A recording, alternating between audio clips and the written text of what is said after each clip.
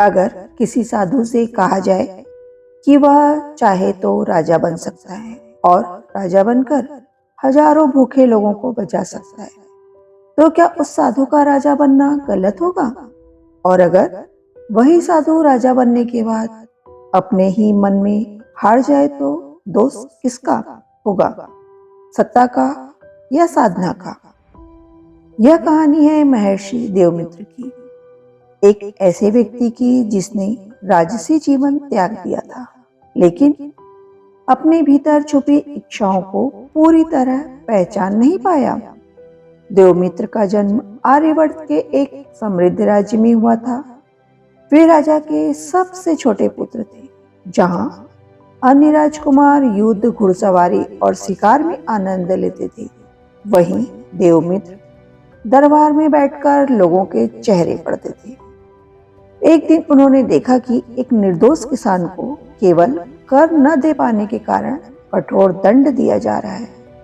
बस उसी क्षण देवमित्र के मन में पहली बार सत्ता के प्रति भय पैदा हुआ और उसी रात उन्होंने अपने पिता से कहा कि यदि यही राज्य का स्वरूप है तो मैं इसका हिस्सा नहीं बन पाऊंगा। राजा ने बहुत समझाया, लेकिन देवमित्र का मन विचलित हो चुका था। उन्होंने राजसी वस्त्र उतार दिए, मुकुट छोड़ा और वन की ओर प्रस्थान कर लिया। पहले वर्ष भूख ने उन्हें तोड़ा, दूसरे वर्ष शरीर ने, तीसरे वर्ष मन ने, लेकिन चौथे वर्ष मन शांत होने लगा। वर्षों की कठोर साधना के बाद देवमित्र एक गंभीर तपस्वी बन चुके थे। उनका जीवन सरल था, लेकिन भीतर कहीं एक प्रश्न जीवित था, क्या उनका त्याग पूर्ण है? समय के साथ उनके आश्रम में गांव के लोग आने लगे, फिर दूर दूर के नगरों से भी, यहाँ तक कि राजा भी उनसे परामर्श लेने आने लगे। लोग उन्हें पूर्ण साधु मानते थे, लेकिन देवमित्र स्वयं ऐसा नहीं मानते थे।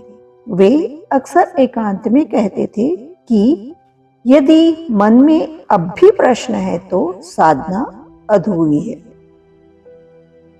आश्रम के दक्षिण में एक घना वन था, जिसे लोग मौन वन कहते थे। ग्रामीण बताते थे कि यह वन मनुष्य की इच्छाओं से बात करता है। कोई वहां गया तो पागल होकर लौटा, कोई राजा बन गया लेकिन निर्दयी हो गया, कोई कभी लौटा ही नहीं। देवमित्र इन कथाओं को सुनते थे और चुप रह जाते थे, लेकिन उनका मन धीरे धीरे वन की ओर खींचने लगा। एक रात ध्यान के दौरान देवमित्र ने स्वप्न देखा। वे मौन वन के बीच खड़े थे और उनके सामने एक सिंहासन था। एक आवाज कह रही थी कि यदि वे राजा बने तो कितनों को बचा सकते हैं। नींद खुलते ही उन्होंने इसे माया कहकर टाल दिया, लेकिन उनका मन अब पहले जैसा शांत नहीं रहा।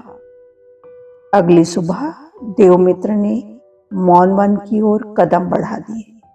शिष्यों ने रोका, ग्रामीणों ने विनती की, लेकिन वे नहीं रुके। जैसे ही उन्होंने वन में प्रवेश किया, हवा थम गई, पक्षी चुप हो गए। ऐसा लग रहा था मानो वन उन्हें देख रहा हो और उनकी प्रतीक्षा कर रहा हो।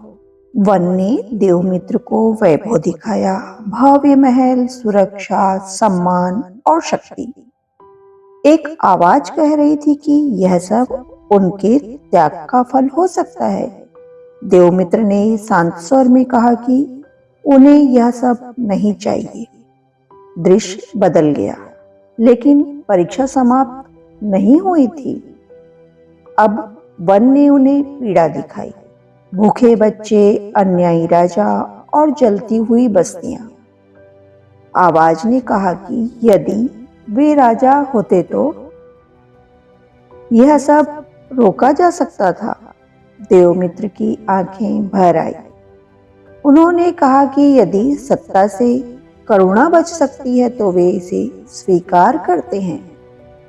अचानक प्रकाश फैल गया और देवमित्र ने स्वयं को दरबार में खड़ा पाया। वे अब राजा थे। प्रारंभिक निर्णय न्यायपूर्ण थे, लेकिन धीरे धीरे अहंकार ने स्थान ले लिया। तभी उन्हें समझ आया कि मौनवन ने उन्हें धोखा नहीं दिया। उसने केवल वही दिखाया था जो उनके मन में इच्छा थी। यह कहानी राजा बनने की नहीं है, यह कहानी अपने मन को पहचानने की है। जहाँ इच्छा जीवित होती है, वहाँ साधना अधूरी रह जाती है। अगर यह कहानी आपको सोचने पर मजबूर करे तो कमेंट में जय माता दी अवश्य लिखिए। और अगर चैनल पर नए हैं तो चैनल को सब्सक्राइब कर लीजिए। ऐसे ही ज्ञानवर्धक कहानियों को मैं लेकर आती हूँ अपने चैनल कहानी मंदिर में। और अगर नए हैं तो जरूर से सब्सक्राइब कर लीजिए। हर मंगलवार और शनिवार को आप नई कहानियों के साथ मैं फिर प्रस्तुत होंगी।